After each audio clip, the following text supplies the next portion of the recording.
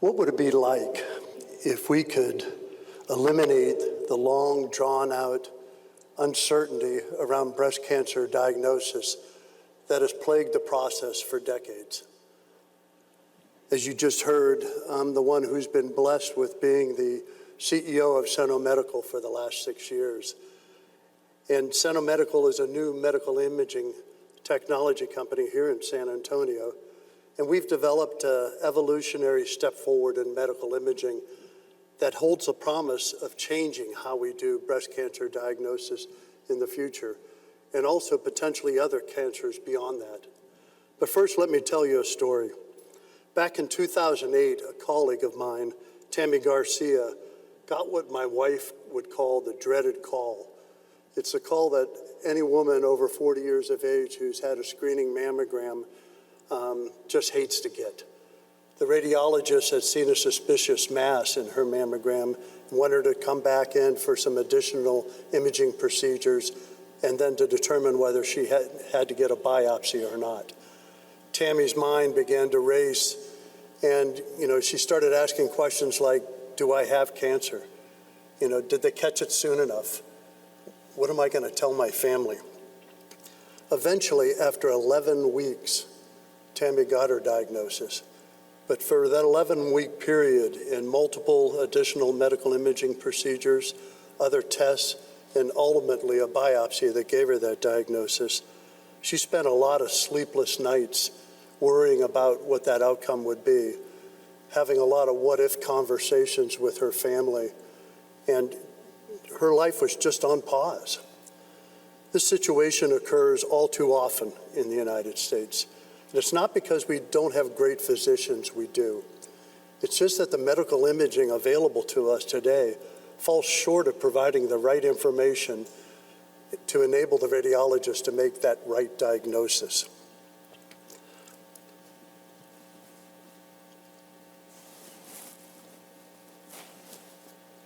So what does this mean for us? In the US, we have 6.5 million women that get that dreaded call every day or every year. Out of that 6.5 million women, I'm sorry, I'm on the wrong slide here. 1.6 million of those women ultimately go on to need a biopsy.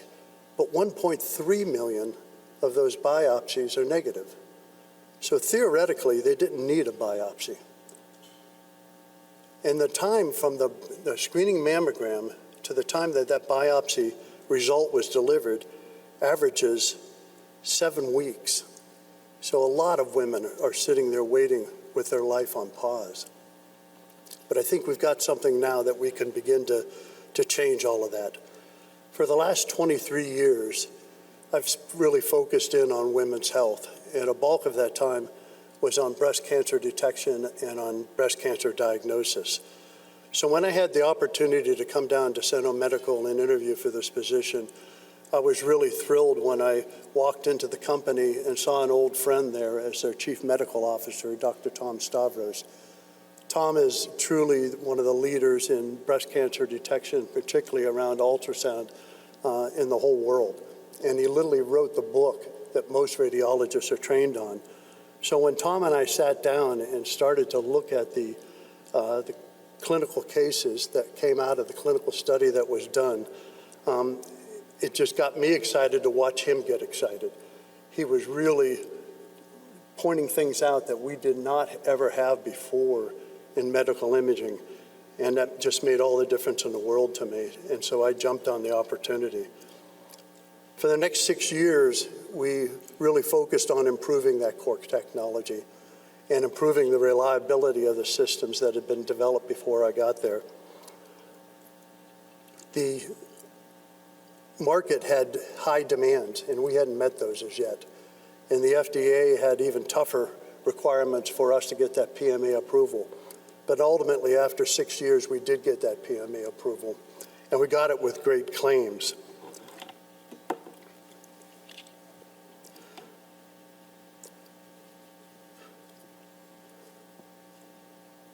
So now, 1 year later, we are at a point now where our second generation product is ready for prime time. And as you heard, we're getting ready to step into the commercialization phase of this company. So let me tell you how this technology works. What we've developed is called optoacoustic imaging. And what it does is fuse ultrasound imaging with laser imaging into a single modality. And the primary reason for doing that is to provide one thing, and that's functional imaging. With functional imaging, we get a lot more than what X-ray, MRI, and CT provide today, which is primarily just anatomical information. They're able to see abnormalities, but to determine whether that abnormality is malignant or not is very difficult. So with the functional imaging that we provide, it comes in the form of a blood map. So we're able to visualize the blood vessels and superimpose that information on top of the ultrasound so they can actually see the blood vessels that are related to the lesion of interest. There's two pieces of functional information that we get from that. One is the ability to be able to tell whether those blood vessels are at normal levels of oxygen or if they're depleted. And the second one is the morphology of those vessels, whether they're perpendicular to the lesion, and also, more importantly, whether we're witnessing an angiogenic event that's the formation of new blood vessels by a cancer trying to outgrow the normal tissue around it.